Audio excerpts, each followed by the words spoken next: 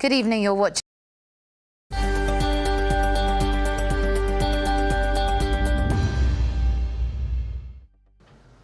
Good evening, you're watching London Live News at 6 with Helena Warrior. Coming up tonight, Boris Johnson defends plans to send some asylum seekers who cross the English Channel to Rwanda as widespread criticism from refugee charities and opposition MPs continues. NHS waiting times have risen to the highest level since records began as the effects of the pandemic continue to hit the health service hard. We'll have an update on London's weather in the next 10 minutes. Plus, the charity MEDICALERT appoints their first ever ambassador to raise awareness of life with severe allergies. And from DJs to films to music acts, a Brixton Disco Festival is heading for South London later this month. We'll be speaking to the organiser. First tonight, though, over 16,000 people had arrived in the UK under Ukraine visa schemes by Monday, according to government figures. However, the figures also showed that less than half of visa applications made under the Homes for Ukraine sponsorship scheme have been granted. There's been concern over the length of time it has taken for visas to be issued to refugees under this route, with Home Secretary Priti Patel apologising with frustration last week. Well, it comes as Boris Johnson has defended plans to send some asylum seekers who cross the English Channel to Rwanda. The Prime Minister conceded that he expects the plans to be challenged in the courts, but said in a speech today that the Royal Navy would take over operational command from Border Force in the Channel to ensure no boat makes it to the UK undetected. An initial £120 million is expected to be given to the Rwandan government under a trial scheme. People who do make it to the UK will be taken not to hotels at vast public expense. Rather, they will be housed in accommodation centres like those in Greece, with the first of these to open shortly. At the same time, we are expanding our immigration detention facilities to assist with the removal of those with no right to remain in the UK. We're investing over £500 million in those efforts, and this is on top of overhauling our arrivals infrastructure here in Kent, with new processing facilities now operational at Western Jetfoil and at Manston. But we will need to go further in breaking the business model of these gangs. So from today, our new migration and economic development partnership will mean that anyone entering the UK illegally, as well as those who have arrived illegally since January the 1st, may now be relocated to Rwanda. This innovative approach, driven by our shared humanitarian impulse and made possible by Brexit freedoms, will provide safe and legal routes for asylum while disrupting the business model of the gangs. Because it means that economic migrants taking advantage of the asylum system will not get to stay in the UK, while those in genuine need will be properly protected, including with access to legal services on arrival in Rwanda, and given the opportunity to build a new life in that dynamic country, supported by the funding we are providing. Well, there has been widespread criticism from refugee charities and opposition MPs calling the plans inhumane, with Labour leader Sir Keir Starmer stating the announcement was a distraction technique. I think we need to see these plans for what they are. It's a desperate announcement by a Prime Minister who just wants to distract from his own law-breaking. They're unworkable, they're extortionate, they're going to cost taxpayers billions of pounds, and they just reflect a Prime Minister who's got no grit, no answers to the questions that need answering, and no shame. And I just think Britain deserves better than this. There you go, that was Sir Keir Starmer there. Well, Boris Johnson has today promised to set the record straight over what he has told MPs about lockdown parties in Downing Street. The Prime Minister is among more than 50 people who have been fined by police for breaking COVID restrictions. MPs are currently on their Easter recess, but are due to return next week, where Mr Johnson said he would set the record straight in any way he could. It comes as Lord David Wolfson resigned as a Justice Minister last night night over what he called the repeated rule breaking and breach of the criminal law in Downing Street. Now, the number of people in England waiting to start routine hospital treatment has risen to the highest level since records began 15 years ago. NHS data shows 6.2 million people are waiting to start treatment, the highest number since records began in August 2007, due to high COVID rates, staff shortages and increased demand. Well, ministers have promised to eliminate all waits of more than 2 years by July, but NHS leaders say the target is increasingly unachievable. An on-duty Metropolitan Police officer has been found guilty of child sex offences after he arranged to meet a 13-year-old girl who was in fact an undercover police officer. Francois Olwage, who is 52, spoke to the girl for 2 weeks on an online chat forum before suggesting they meet. He had taken the train to meet her in October last year and was arrested on a day he was listed as on duty working from home. He was convicted of attempted sexual communication with a child, grooming and attempting to incite a girl aged 13 to engage in sexual activity. Now, a murder investigation has been launched following a fatal stabbing in New Cross, southeast London.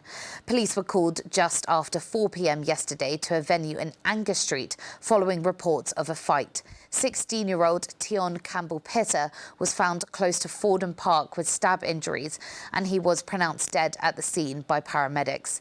The police have urged anyone with any information to come forward. A Grenfell Tower survivor has described escaping the burning building with her 3 young children as like coming out of a horror film.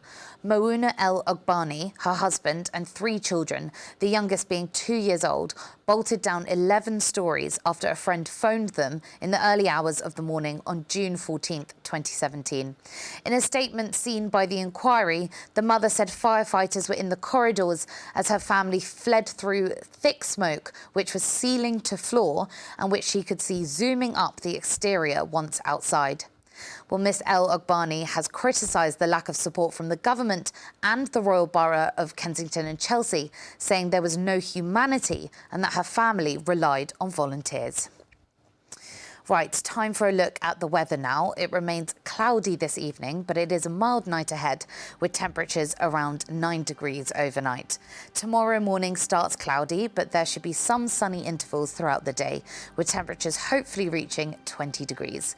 Over the weekend, it's a similar picture, sunny intervals with temperatures around 19 or 20 degrees for hopefully a lovely bank holiday weekend.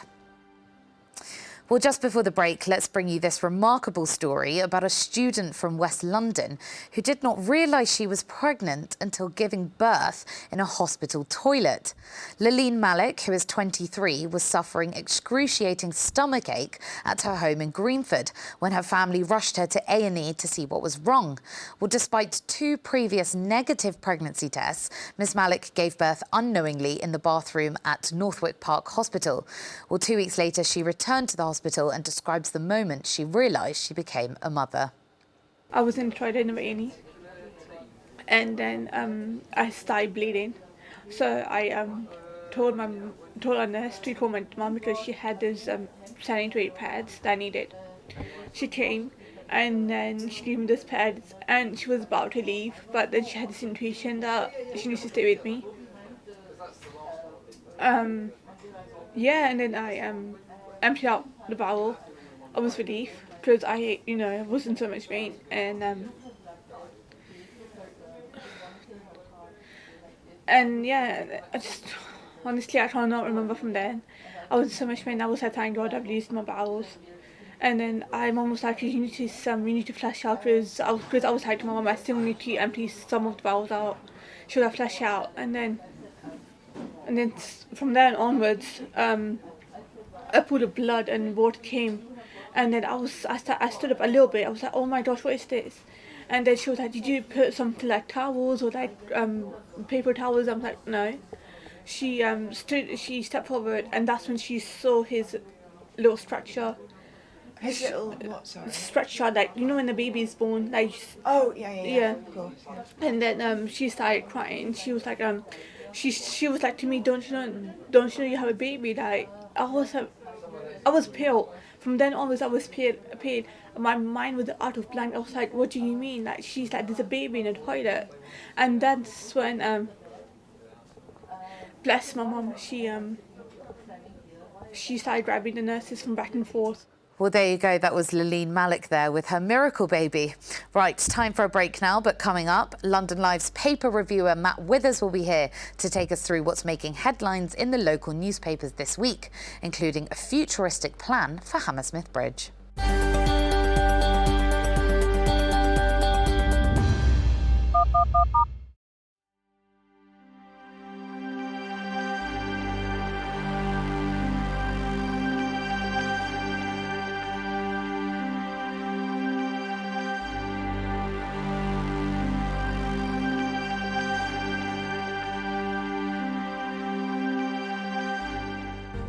From breaking news to headline events, the latest trends and places to be. You can now keep up to date on daily life in London across London Live's social platforms. Start the day with an update on the travel and weather, and know what's on around the city and what's being seen by others.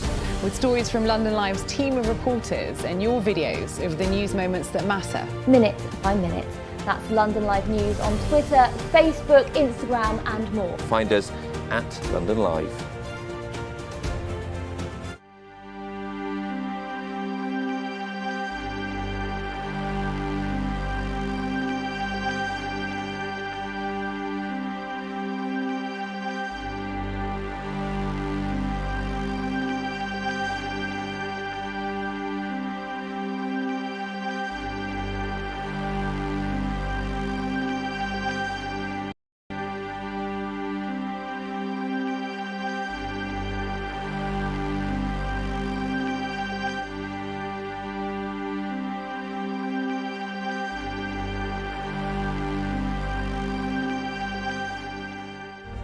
From breaking news to headline events, the latest trends and places to be. You can now keep up to date on daily life in London across London Live's social platforms. Start the day with an update on the travel and weather, and know what's on around the city and what's being seen by others.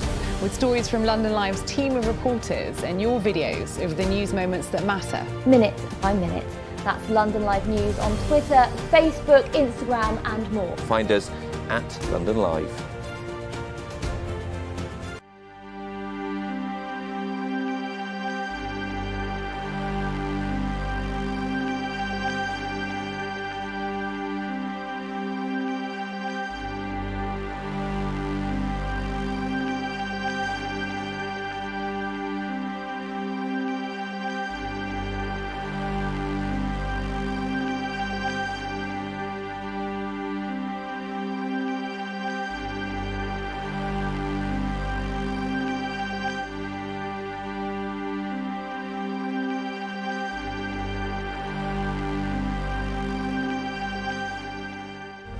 From breaking news to headline events, the latest trends and places to be. You can now keep up to date on daily life in London across London Live's social platforms. Start the day with an update on the travel and weather, and know what's on around the city and what's being seen by others.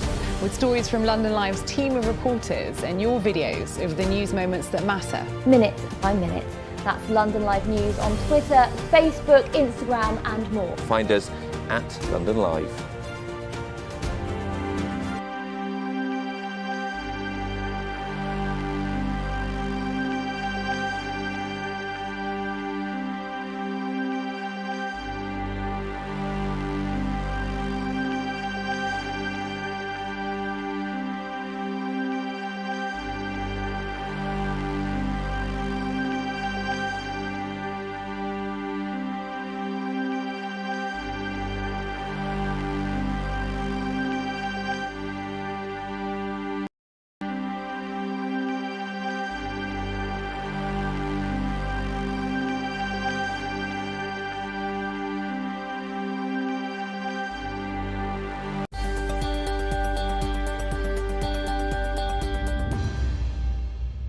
Welcome back to London Live News. Time now for a look at the stories making headlines in the local papers. Well, London Live's paper reviewer Matt Withers is here. Matt, let's start with this story. Not a very nice one. An infestation of rats in Waterloo. Yeah, it's not a very nice story. It's in the South London Press headline, residents forced to keep children indoors due to infestation of rats on estate. And it's got a quote, we see them everywhere night and day. There's people living on the Chanswell estate, which is just off Westminster Bridge Road in Waterloo. And they've complained to Lambeth Council about the rodents plaguing the estate. They said they've seen rats of all shapes and sizes scurrying around the estate, and many are now afraid to let their children play outside. And on the South London Press's website, there are a couple of videos, one which shows very, very starkly the amount of rats just running around outside. It's quite incredible, very unpleasant. Also a video, for some reason, of a fox chasing after a rat and getting it in its mouth, which I wouldn't recommend anybody watches with their dinner. But you look at some of the quotes in here, and people are really upset about this. Elsa says, no one lets their kids and grandkids play outside. We're afraid that the children will get bitten. The rats made the estate dirty. There are rat droppings everywhere, and we don't want children anywhere near that. People have got reasons that they suspect that this has happened. One person, Bridget Leonard, said they think that they came from the food stalls in Lower Marsh Market. Somebody else, Danny Rodriguez, speculated that the rat problem was caused by the communal bins in the estate. But whatever the reason is, this is not something that's being overplayed. It's really affecting people's daily lives then. Has Lambeth Council said anything about the infestation? Yeah, so residents have complained to Lambeth Council and they claim that nothing's being done. So Miss Leonard said that she phoned them. The calls go back and forth between people, and that's when she's not being put on hold. And she claims that after calling several times, they finally said it's not their problem. But what a spokesperson has said here is that pest control officers visited the estate to assess the problem 2 weeks ago and found a number of rat burrows. These were quickly baited and backfilled. We will ensure there's a coordinated approach to deal with the contributing factors such as drainage, waste disposal and regular monitoring. And they say that they will continue to visit the estate to ensure that these actions are tackling the problem effectively. But yeah, if people do look at, I mean, I wouldn't recommend it, but if people do look at the video, this is, you would not want to cross the street here. It's very unpleasant. A large-scale problem. OK, then, well, let's move on to this. So last week we spoke about a council spending a large amount of money on a COVID vaccine festival. This week it's a council spending a lot of money on Christmas leaflets. Yeah, this is arguably the bigger waste of money. This is from the Barking and Dagenham Post. Over £26,000 spent on Christmas letters distributed by Barking and Dagenham Council. And it's true, just before Christmas, a letter was sent out to people across the borough.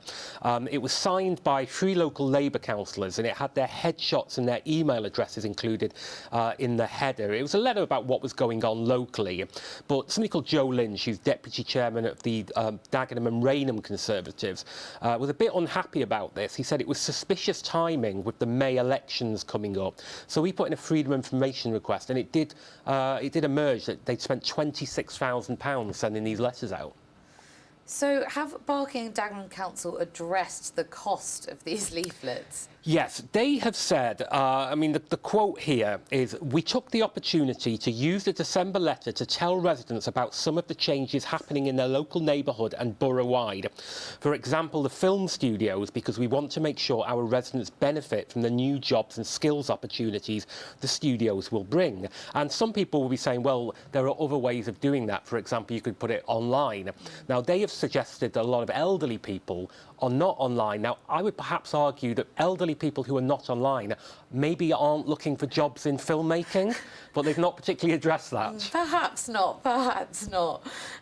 OK, well, let's move on. Now, of course, there's the ongoing invasion by Russia in Ukraine, and a school in Hampstead is thinking about reviewing the name of its sports pavilion. Just tell us why. Yeah, there's a lot of reviewing of names going on, even prior to what's happened with the invasion of Ukraine, over the Black Lives Matter, for example. This is a specific one. The Ham and High say that Hampstead Private School is reviewing the name of its sports pavilion after a Russian billionaire was sanctioned by the UK government. The University College School named its new sports pavilion the Cantor Centre after the businessman and philanthropist Vyacheslav Cantor, Cantor, he donated to UCS through his charitable foundation, and it officially opened at the school's playing field in West Hampton in autumn of 2019. But it has since emerged that the government has added Dr. Cantor to the sanctions list. UCS say they condemn the invasion of Ukraine and the appalling suffering of its people, and that in light of the recent sanctions imposed on Dr. Cantor, they're carefully reviewing their position in relation to the naming of the sports pavilion. And the Ham and High have quoted one parent as saying, "I feel somewhat uncomfortable watching my son play on fields which have been built with funds that effectively trace back to Mr. Putin." Well, finally, the ongoing Hammersmith Bridge. It's been 3 years since the bridge first cracked, and a climate charity now has a new idea for the bridge. Tell us about this. Yes, we do seem to have been talking about this for an awful long time. This is from the My London website, and their headline is "Hammersmith Bridge could ban cars forever and have pods zooming across instead." I would say that the word "could" is doing an awful lot of heavy lifting in this sentence, because it could happen. But this is a charity, climate charity Possible. They have called on Hammersmith and Fulham Council to ban cars forever from the bridge, which is 135 years old. And they've said the bridge was never designed to carry car traffic, which is absolutely true, of course. And due to its listed status and Victorian construction materials, it soon became clear that this was the most expensive bridge in Britain to fix. They've now produced plans showing an electric pod zooming past bikes on the bridge before stopping close to Hammersmith Station. And they want to swap the current road on the bridge for a large cycle lane with space for cargo bikes and rickshaws as a better solution to what's happening at the moment, which is basically to rebuild it for cars. I mean, it looks very futuristic, but theoretically it's not a bad idea, right? Theoretically, it's actually quite, I would argue, quite a good idea, because people have managed to exist without cars going over this bridge for quite a long while now. It's going to cost an estimated £150 million to build it back to what it was. Now, we all know that any big building project in London, you can safely double what the estimate is. So it's going to take a long time, cost a lot of money. One of the things that Hammersmith and Fulham are looking at is building a double-decker crossing over the bridge so that people will continue to be able to use it on one level while the other one is being rebuilt, which I suspect isn't going to happen. So actually, this is a little bit kind of Simpsons monorail, but isn't a bad idea. Well, finally, if the restoration works are still underway, if cars are allowed back on, when is it estimated that that will be? At the moment, cars may not be able to cross the bridge until an estimated 2027. As ever, add 5 years to that. Absolutely. Well, Matt Withers, thank you so much for joining us here on London Live News. Now, new data has revealed that over 60% of investment deals done last year were made in the capital. However, the data shows that all regions of the UK received some kind of boost, with the East Midlands and Scotland benefiting the most from investments made by venture capitalists. So does this mean investors are beginning to shift their attentions outside of London? Well, I spoke to Chudasama from Price Bailey for more insight into the data. A venture capital fund is really typically investing someone else's money to try and create a return of about 3 to 10 times the amount that they've invested over maybe 5 to 8 years. There's some generalizations there, but that's what they're trying to achieve. To do that, they're seeking high growth businesses. Now, high growth businesses are typically working within certain environments. So technology, we all know, is growing very quickly. But really, what they're after is great teams of people, world-class teams of people that can create and sell products and services. It doesn't need to be software, but products and services that can scale quickly. Venture capitalists accept that there's losses, and they're sort of funding those losses, if you like. So they don't mind losses. What they want is brilliant people and fast-growing, revenue-oriented businesses. And that, London as a space has a wonderful ecosystem to attract brilliant people and brilliant businesses. So it's kind of understandable that the lion's share of funding goes to the London region. Of course, as you said, London has these kind of high growth investments, but the data does show that these investors are considering projects in regions away from the capital. Is that fair to say? Yeah, absolutely. And I think that's a really good thing. I think in order to level up the country, it's a horrible word to use at the moment, private capital is a wonderful way to do that. Software actually is one of the top 3 sectors in all regions across the UK for attracting investment. So if you're a software business anywhere, you've got decent odds of raising venture capital investment. What's interesting is the second and third, if you like, highest sector varies according to, I guess, generalizations on regional skills. So unsurprisingly, in the east of England, where you've got Cambridge, there's biotech and pharma investments, and in other regions, manufacturing is stronger, for example. So there's definitely more investment that's going across the country, which is really positive.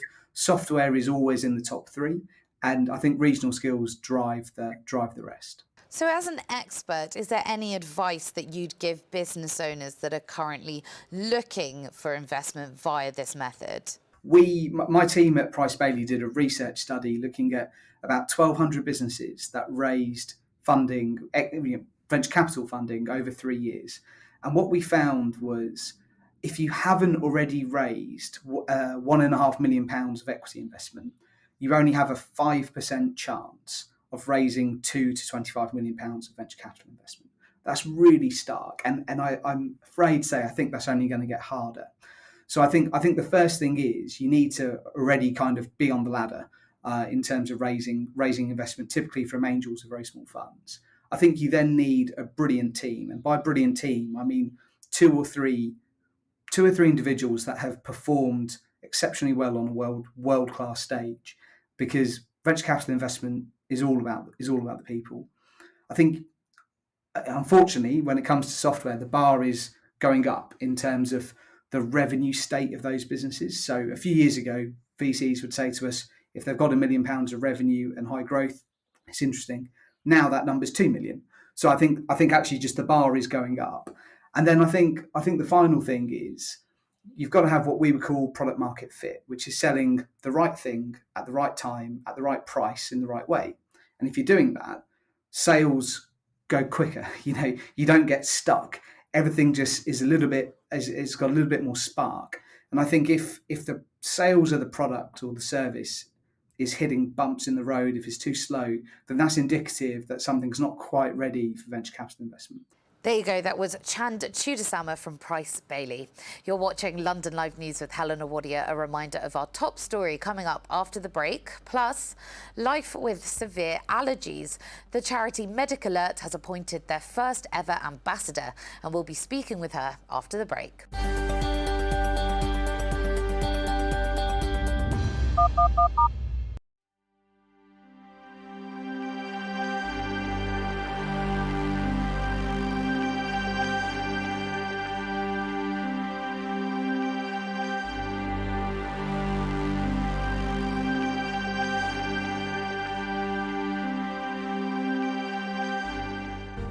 From breaking news to headline events, the latest trends and places to be. You can now keep up to date on daily life in London across London Live's social platforms. Start the day with an update on the travel and weather, and know what's on around the city and what's being seen by others.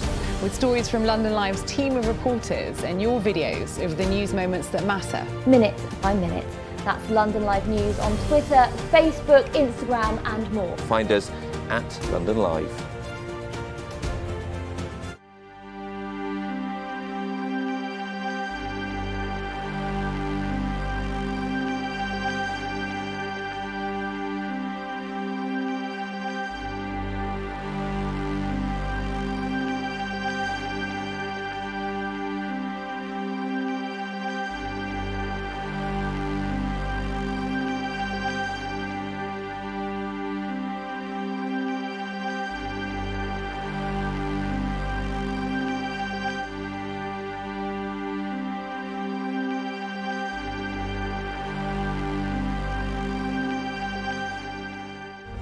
From breaking news to headline events, the latest trends and places to be. You can now keep up to date on daily life in London across London Live's social platforms. Start the day with an update on the travel and weather, and know what's on around the city and what's being seen by others.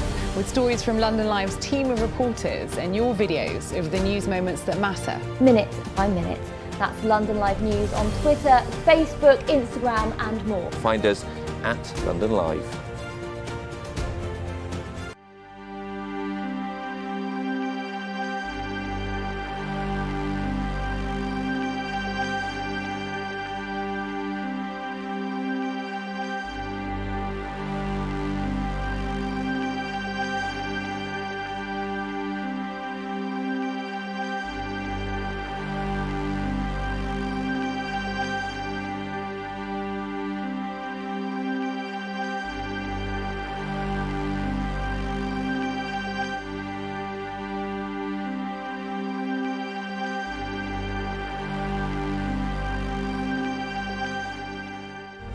From breaking news to headline events, the latest trends and places to be. You can now keep up to date on daily life in London across London Live's social platforms. Start the day with an update on the travel and weather, and know what's on around the city and what's being seen by others. With stories from London Live's team of reporters and your videos of the news moments that matter. Minute by minute. That's London Live News on Twitter, Facebook, Instagram and more. Find us at London Live.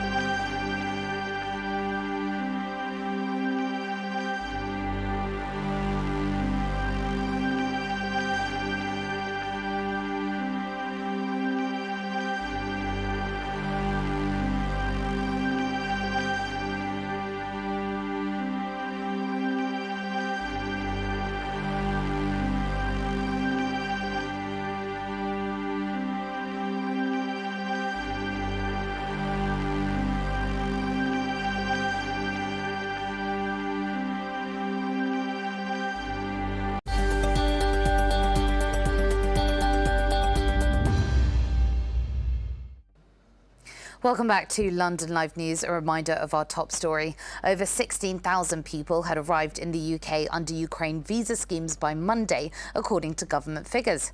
However, the figures also showed that less than half of visa applications made under the Homes for Ukraine sponsorship scheme had been granted.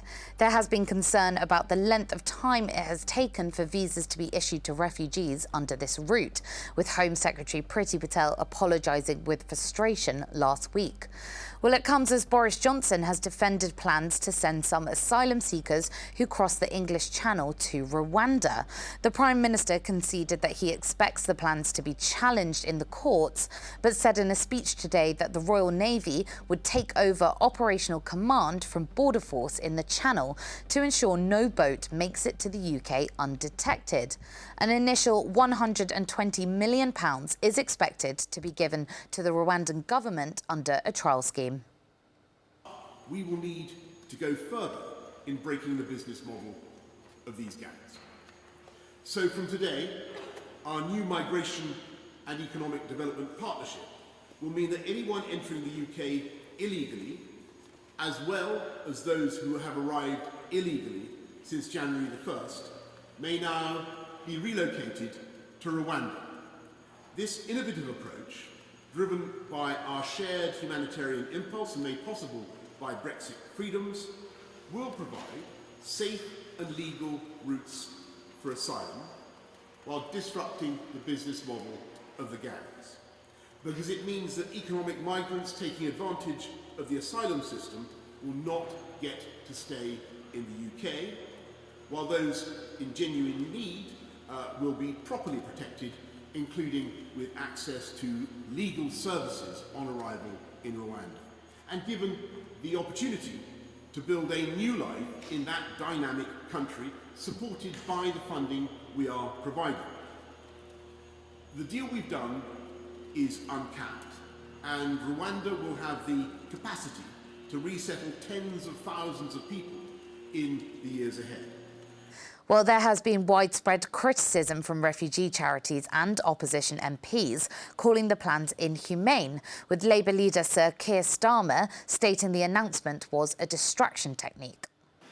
I think we need to see these plans for what they are. It's a desperate announcement by a Prime Minister who just wants to distract from his own law breaking. You know, they're unworkable, they're extortionate, they're going to cost taxpayers billions of pounds. And they just reflect a Prime Minister who's got no grit, no answers to the questions that need answering, and no shame. And I just think Britain deserves better than this. There you go, that was Sir Keir Starmer there. Well, Boris Johnson has today promised to set the record straight over what he has told MPs about lockdown parties in Downing Street. The Prime Minister is among more than 50 people who have been fined by police for breaking COVID restrictions. MPs are currently on their Easter recess, but are due to return next week, where Mr Johnson said he would set the record straight in any way he could. It comes as Lord David Wilson resigned as a Justice Minister last night over what he called the repeated rule breaking and breach of the criminal law in Downing Street. Now, the number of people in England waiting to start routine hospital treatment has risen to the highest level since records began 15 years ago. NHS data shows 6.2 million people are waiting to start treatment, the highest number since records began in August 2007, due to high COVID rates, staff shortages and increased demand. Well, ministers have promised to eliminate all waits of more than 2 years by July, but NHS leaders say the target is increasingly unachievable. Now, the charity MEDICALERT, who campaign for those living with allergies, has appointed their first ever ambassador. Entrepreneur Julianne Ponan has been living with severe allergies from the age of 2. She even wears the foundation's ID tag to inform others of her medical details and says her new role is a perfect fit. Well, Henry has been speaking to Julianne about the difficulties and her experiences of living with severe allergies. I first had my first anaphylactic attack when I was 2 years old, so I don't actually remember that. My mum remembers it vividly, and it was at nursery to a cookie.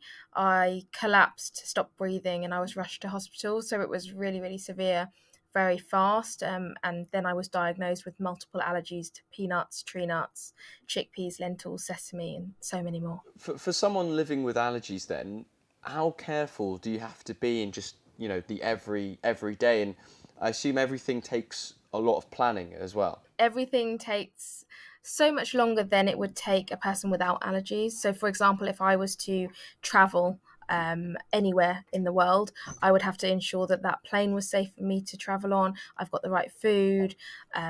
A plane, for example, is really hard because you can't get off of it.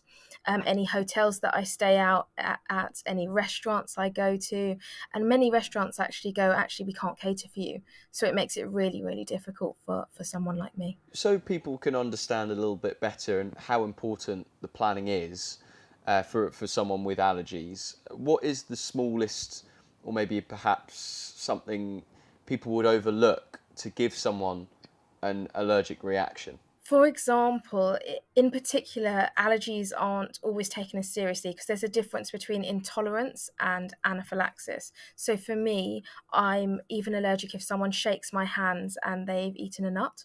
So from that contact allergy, I will stop breathing. And that is a very, very serious reaction. Also, for example, when I've been to restaurants, I've had times where they've put nuts on top of like a salad. And I've even said, I've got a nut allergy. And they've taken the salad away and just taken off the nuts and then handed it back to me. And unfortunately, again, that is not safe for me to eat. So those are the things that we have to prepare for and get people to understand and educate them on that. You've just been announced as the new and first ambassador of MEDICALERT. How excited are you for the role? But what also do MEDICALERT do?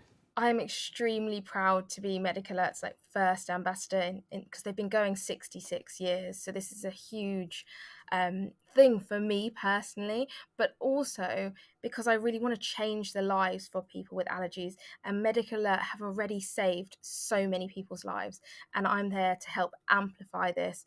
But for me in particular, MEDICALERT was a perfect partnership. I had a MEDICALERT when I was a child, and it was not just for my peace of mind, it was for my mum's as well, because you have all of your allergies on that bracelet, and it's a perfect thing that anyone can see that. Also, when paramedics and nurses, they can treat you very effectively, very quickly. So this partnership was huge for me, to be that allergy girl sitting alone at the allergy table to now being the poster girl of MEDICALERT. It just makes such a difference, and I hope that I can help other people with allergies be able to not be ashamed or not have that stigma associated with it. And actually, this MEDICALERT bracelet is something to be proud of and wear, and it actually looks quite nice as well. Very stylish. So it's extremely important, but you've mentioned there, you touched upon how it's used. Can you just go into a little bit more depth about why it's so important and how it helps you?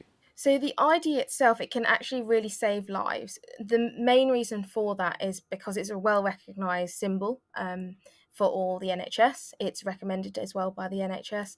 Also, the fact that it has your specific allergies listed on the back. And for example, mine will say anaphylaxis to specific things. And it also tells the public that I carry an EpiPen. So if I have collapsed and not been able to inject myself with an EpiPen, at least they would be able to. It also has a direct emergency number that's available 24/7, which means paramedics and nurses can call up and find all your medical records on there as well. Injecting yourself with an EpiPen, is that quite a nerve-wracking experience because you're having to do it yourself? I have seen other people do it, but that's to other people, not themselves. In complete honesty, I have a phobia of needles as well. So I have since I was a child, as I was a very poorly child and I was in hospital for quite a long time. However, it is so important that you use the EpiPen trainers in particular, because this helps you be able to administer it yourself. However, in a situation, yes, you can freeze and you can be really scared. I recently had training in my office for my team on how to use an EpiPen, and I believe this should be across the board in primary schools, etc., because everyone needs to know how to save someone's life. It's sometimes you only have minutes, and those minutes are very, very critical. Even if you don't have allergies, it's so important that you have a medical ID bracelet or necklace, because it can help the nurses and the paramedics in an emergency to know exactly what medication you need, what medication you're on, or if you've suffered a stroke. And it really does help them treat you more effectively. Even if you have diabetes, a stroke, an aneurysm, anything like that can be put on your medical records, which they will have access to. There you go, that was MEDICALERT's first ever ambassador there. Time for a final break now, but coming up, from DJs to films, BRIXTON Disco Festival is coming to South London later this month, and we'll be speaking to the organiser of the event.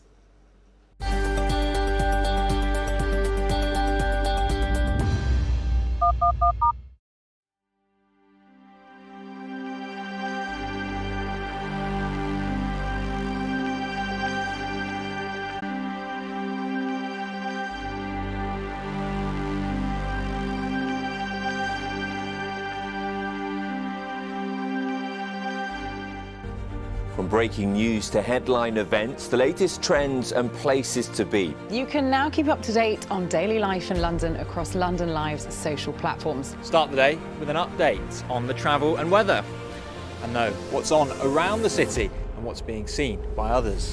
With stories from London Live's team of reporters and your videos of the news moments that matter. Minute by minute. That's London Live News on Twitter, Facebook, Instagram and more. Find us at London Live.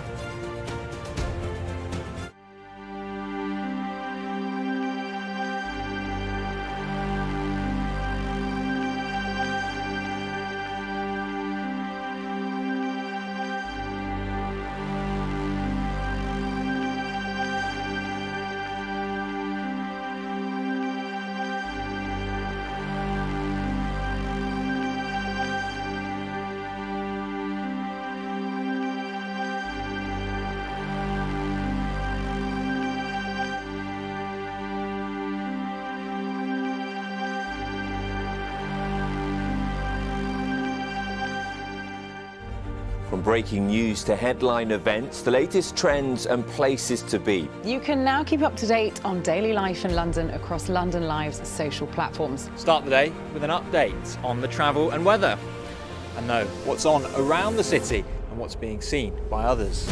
With stories from London Live's team of reporters and your videos of the news moments that matter. Minute by minute. That's London Live News on Twitter, Facebook, Instagram and more. Find us at London Live.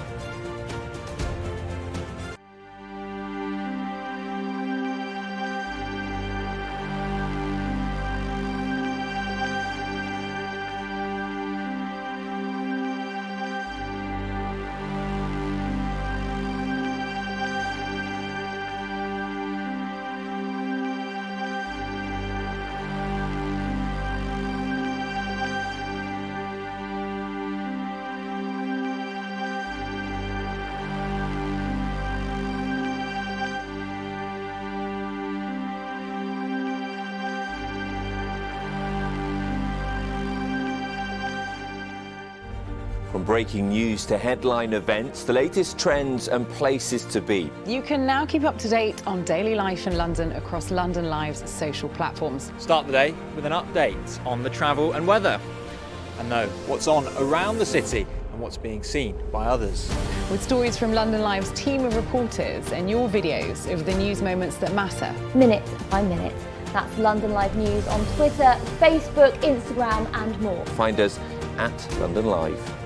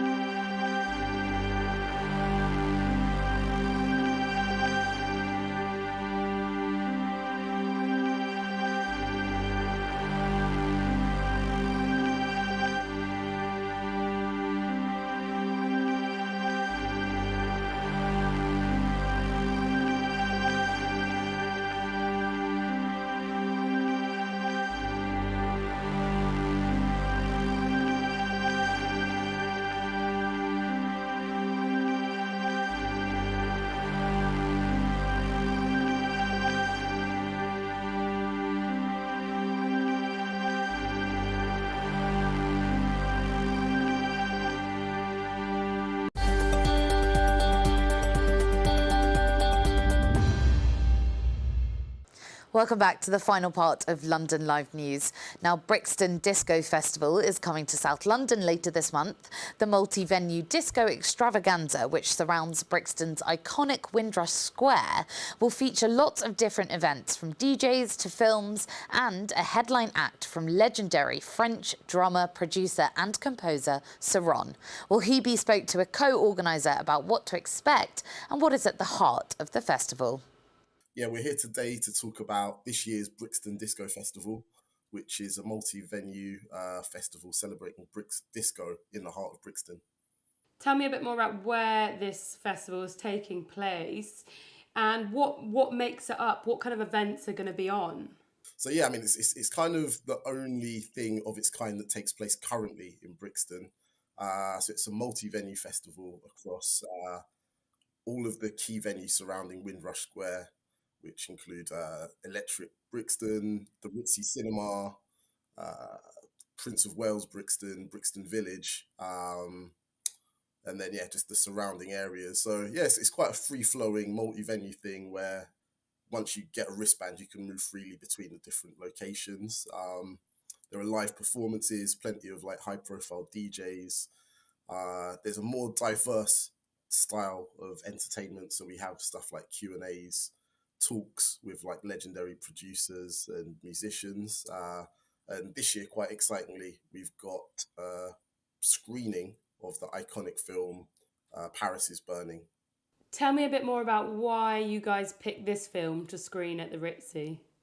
Well, yeah, Paris is Burning, for people who aren't aware of it, is an iconic film that kind of celebrates and spotlights the ballroom and drag scene, which have become super popular in recent times through stuff like RuPaul's Drag Race.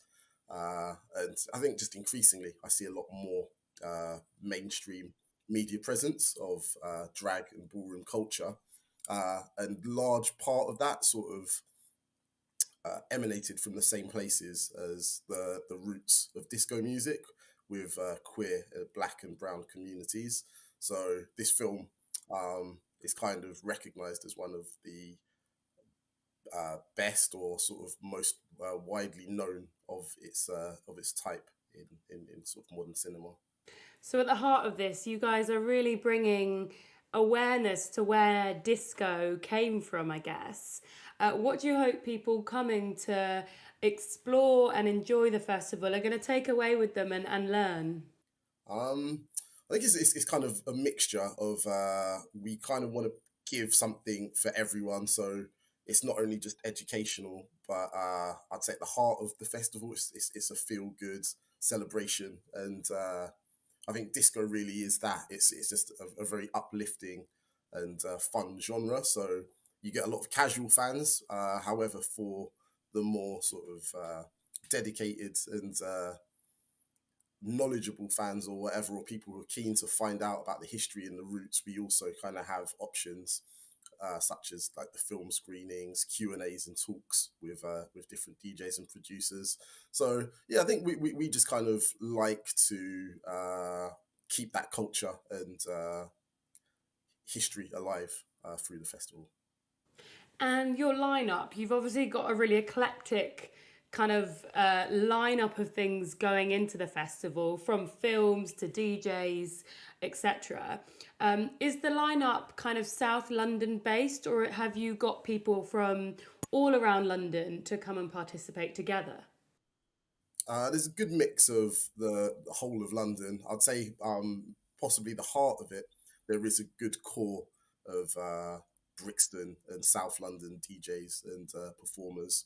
We've got a few legendary Brixton brands who are kind of joining us on the day, including Rooty, which was a party run by Felix of Basement Jacks and his friends Frank and Teo. There's another party called Simply Boogie and one more called Indulge. But these are all sort of like legacy brands that have been synonymous with the scene from like the 90s and early noughties in Brixton.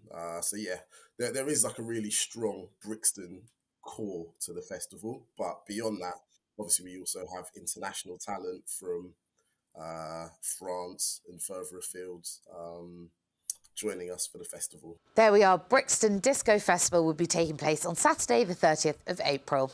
Now to the London film scene, and the stars of a new film set during the Second World War were out in the capital ahead of its launch. Operation Mincemeat with Colin Firth and Matthew McFadden looks at how the plans for an Allied invasion of Sicily were kept a secret.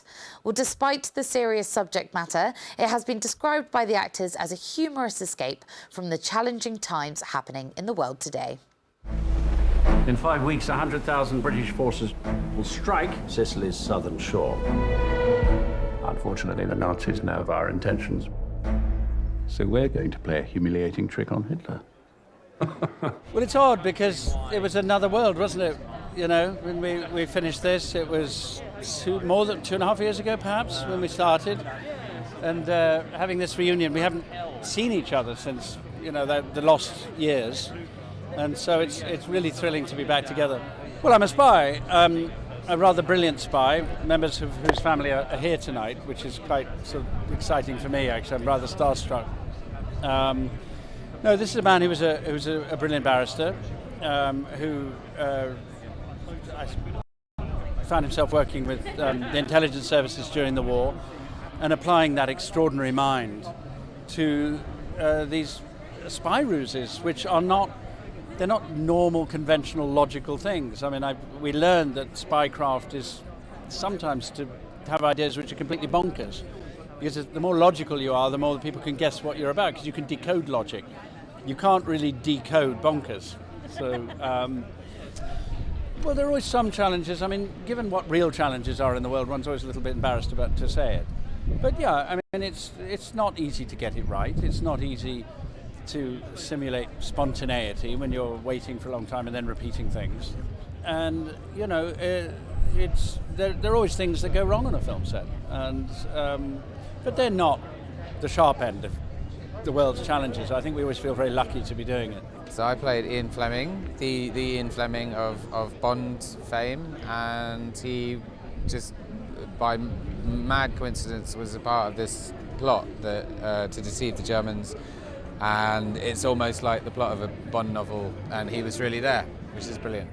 I think, you know, it's about human heroism and, you know, the eccentricity of this motley crew thrown together to try and outwit the Germans. And it's the fact that it's basically a massive trick, and it's so unlikely to work. And I won't ruin the ending, but yeah, it's exciting. It's fun. I love this kind of film. It's a thriller. It's kind of nail-biting to the end and heart-wrenching, and yeah. Well, it's taken a while to get here because we finished the film just before the first lockdown. So, in literally a week before the first lockdown. So, it's wonderful to be here and also to see it with an audience, because we were going to have it last year and then there was another lockdown and then people weren't going to the cinemas. So it's nice that everyone's going, and seeing it in the cinema is better than anything. My name is Hester Leggett and I'm one of the group of 4 who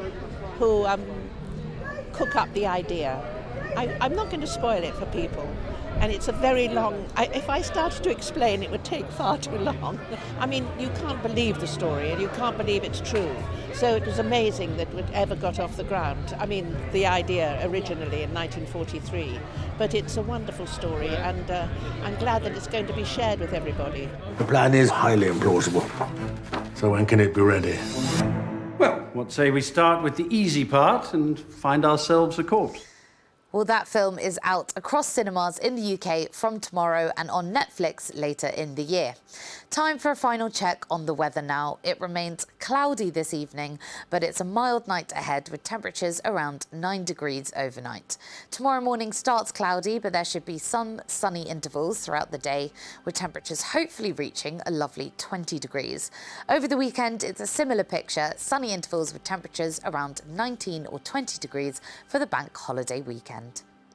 Well, that's it from us tonight. Thanks for watching the show. The London Live News team will be back on Saturday morning at 6 a.m. with London's Weekend, a roundup of the best things to do and see here in the capital over the weekend. Goodbye for now.